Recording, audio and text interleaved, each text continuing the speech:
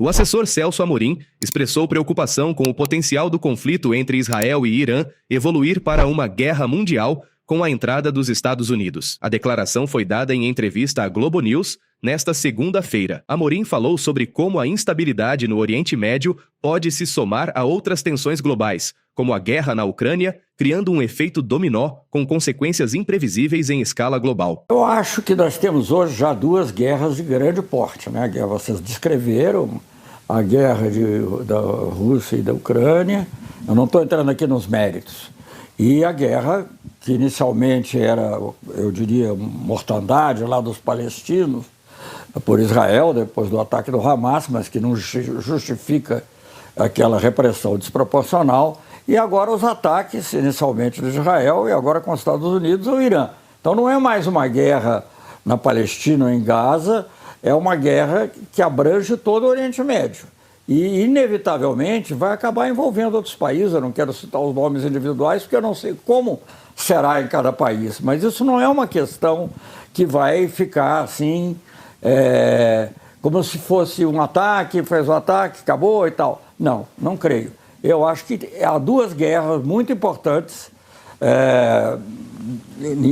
com muitas mortes, e há a possibilidade da comunicação entre essas duas guerras. Mesmo como foi dito aí, eu concordo que dificilmente a Rússia entraria para militarmente nesse conflito, mas isso dá a ela a ocasião, inclusive, de agir de maneira, não estou dizendo que dá razão, eu quero deixar claro, mas acabará possibilitando até um aumento, como já está ocorrendo, dos ataques na Ucrânia. Então, quando eu digo uma guerra mundial, não estou falando uma guerra total. Eu não estou que seria um país nuclearmente armado soltando uma bomba, uns foguetes contra outro país nuclearmente armado. Não creio que isso vai ocorrer, porque ainda sou otimista nesse ponto.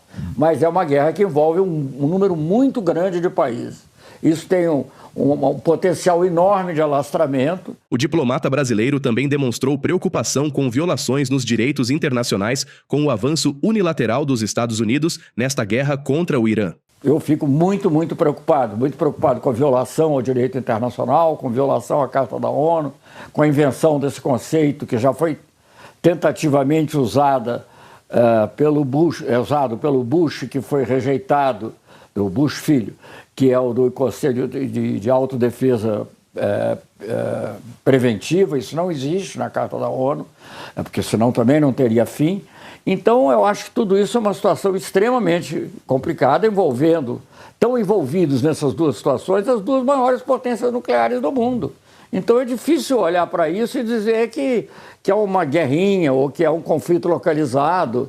Eu acho isso tudo muito preocupante. Ainda nesta segunda, o Irã respondeu aos ataques norte-americanos e lançou mísseis contra bases americanas no Catar e no Iraque. A mídia iraniana relata que 10 mísseis foram disparados e pelo menos 3 impactos foram relatados. Amorim também fala sobre os riscos nucleares nesta guerra. Para ele, a consequência imediata do ataque promovido pelos Estados Unidos é a contínua desmoralização do sistema internacional, que já estava ocorrendo em relação ao comércio e agora também em relação à paz e a segurança. Eu acho que a consequência imediata desse conflito, desse ataque agora, é a contínua desmoralização do sistema internacional. Já estava ocorrendo em relação ao comércio e agora também em relação à paz e segurança.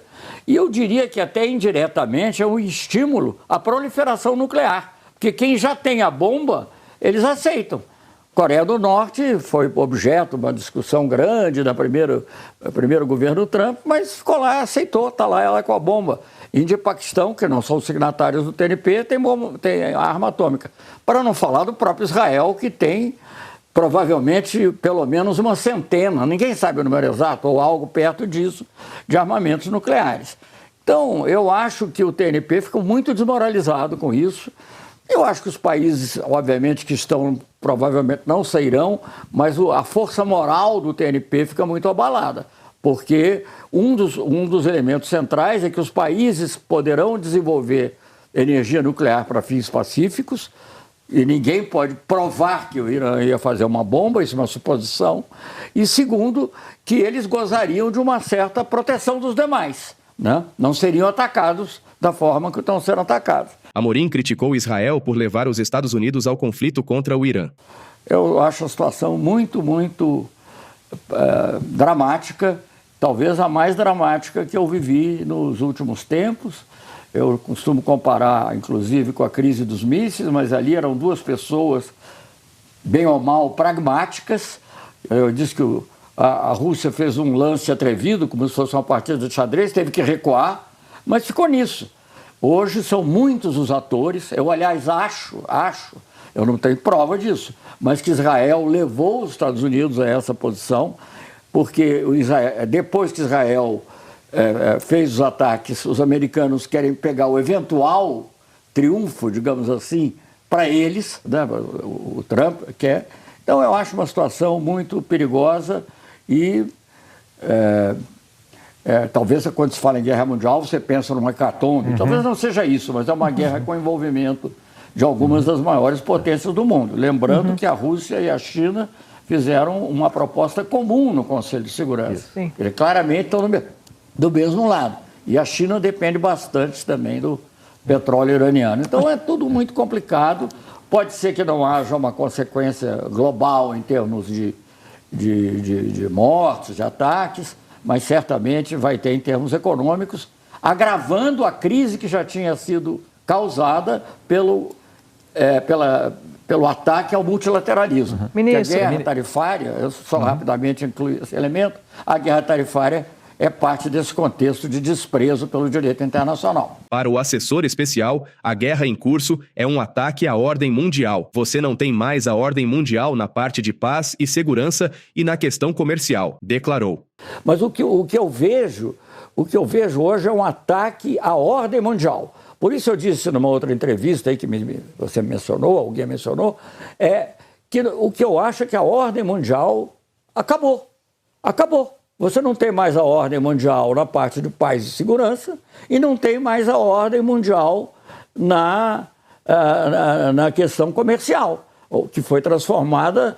Hoje em dia a filosofia dessa discussão tarifária, eu me preocupo até menos com uma tarifa específica, eu como analista, digamos assim, como político, menos com essa questão de uma ou outra, do que com o fato de que tudo se resolve bilateralmente com os Estados Unidos. Isso acaba com o sistema multilateral. Tudo que os Estados Unidos fizeram no final da Segunda Guerra, inspirados, no caso comercial, pelo Keynes ou por outras pessoas, está sendo demolido. Então, e eu acho, aí é um grande papel para os BRICS. Qual é a nova ordem que nós somos capazes de promover? Qual é a nova ordem que nós podemos propor e ajudar a criar? Claro, vai ter que envolver os países desenvolvidos também, talvez no G20, mas eu acho que nós temos que fazer uma reforma muito profunda, porque a ordem mundial, tal como existia, tal como foi criada em São Francisco, Bretton Woods, na reunião que criou o GATT, acabou. Amorim também comentou sobre a expectativa do encontro dos BRICS, que acontece em julho, e a chance desse grupo propor uma nova ordem mundial mais justa. Nós vamos ter uma reunião dos BRICS dentro de 2 semanas, isso não faz parte da agenda, mas é difícil imaginar que esse tema não surja. Bom, eu não sei, eu acho que nós temos muitos temas importantes que teriam que ser tratados e vão ser tratados nos BRICS, que vai de inteligência artificial até questões monetárias, etc.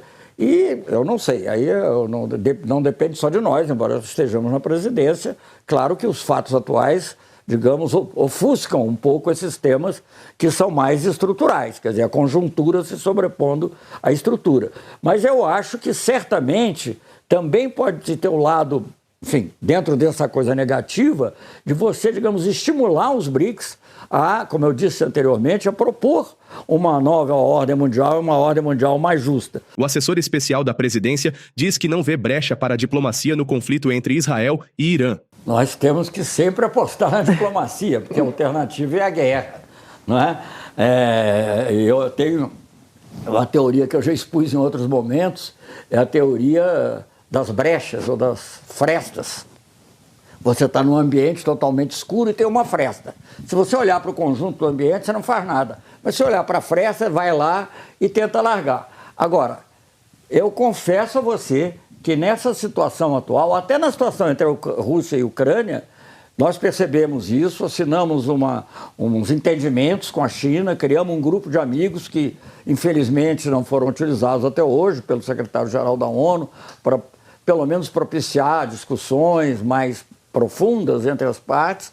Mas, nesse caso, honestamente, eu procuro uma brecha, uma fresta, para ver por onde poderia entrar a diplomacia e eu não estou vendo. Espero que isso seja uma deficiência minha, mas é muito difícil, porque primeiro falta-se com a verdade, né? Isso é um ataque que não foi motivado.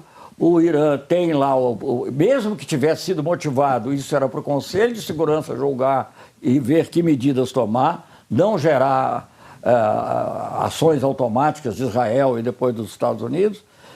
E, enfim, e depois eu também direi o seguinte, o Irã, a não ser que ele seja transformado em cinza e que não fique pedra sobre pedra, eu acredito que isso não interessa a ninguém, não é além da desumanidade, ele não vai desistir do seu programa nuclear e da possibilidade de enriquecimento para fins pacíficos. Não vai, sobretudo numa região em que tem um país que tem 100 armas nucleares. A proposta correta, a meu ver, mas eu não tenho ilusão de que ela possa ser aceita, é a do Egito e de outros países árabes, que transformar a região numa região livre de armas de destruição de massa, inclusive e sobretudo nucleares. O governo brasileiro, por meio de uma nota do Itamaraty, condenou veementemente os ataques dos Estados Unidos no último sábado. A nota classifica as ações como grave violação da soberania do Irã e do direito internacional. Na entrevista, Amorim lamentou a posição da Europa,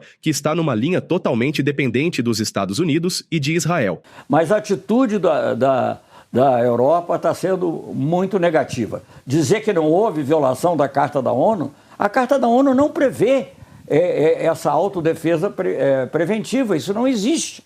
Isso foi o que o Bush quis usar e foi negado. Tanto foi negado, aliás, pela liderança de um grande político francês, que é o Dominique de Villepin.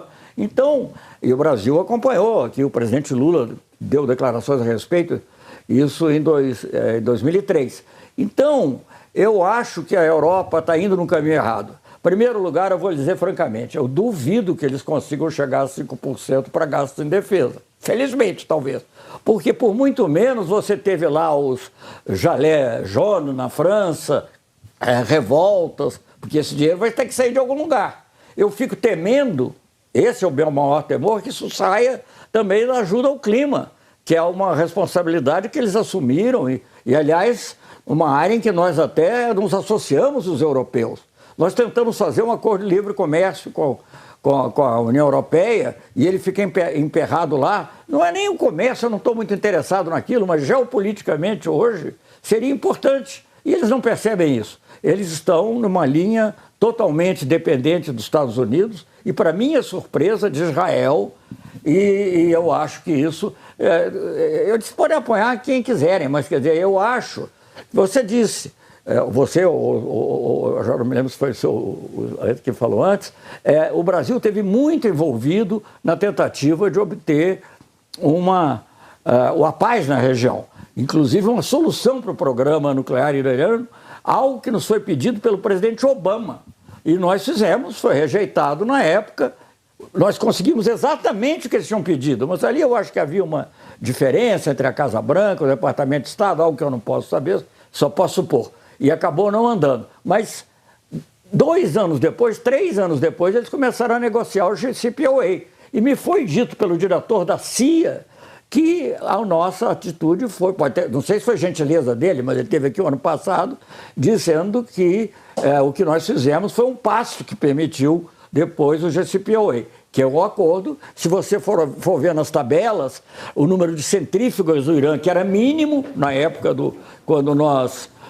atuamos, que aumentou um pouco no período intermediário, mas estacionou o JCPOA, que hoje está muito acima. Então, o que está provado é que a diplomacia poderia ter agido, mas precisa haver disposição de aceitar o que a diplomacia faz. Nesta linha de críticas ao posicionamento europeu, a eurodeputada do Podemos e ex-ministra da Igualdade, Irene Monteiro, exige que a Espanha abandone a OTAN e rompa suas alianças com os Estados Unidos e Israel. Ela classificou os dois países como as grandes ameaças para a paz mundial. Ela também repudiou o apoio militar e econômico dos Estados Unidos e Europa ao genocídio em Gaza. Assista ao vídeo. Estados Unidos e Israel son en este momento las dos mayores amenazas para la paz en el mundo y para la seguridad mundial. Son las dos mayores amenazas para la humanidad y es incomprensible que las élites europeas y que el gobierno de España siga un minuto más siendo aliado de esas dos grandes amenazas para la humanidad. Por eso exigimos que España se salga de la OTAN. La OTAN es una alianza criminal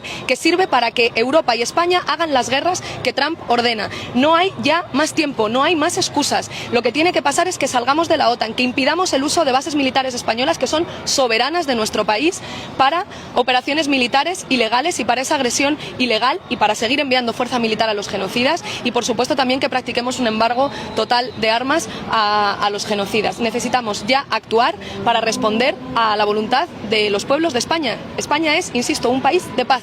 España es un país de paz, del no a la guerra y lo que necesitamos es que España esté fora da OTAN e que abandone essa aliança. O assessor internacional do governo Lula também falou sobre os efeitos econômicos do conflito entre Irã e Israel. O mais óbvio é o petróleo, mas haverá outros, porque o comércio internacional está sendo afetado. Agora, sobre o aspecto econômico, o efeito mais imediato e mais óbvio é o petróleo, mas haverá outros, porque o comércio internacional está sendo afetado por essa guerra tarifária, por essa insegurança, que eu acho que é a característica básica da atual realidade.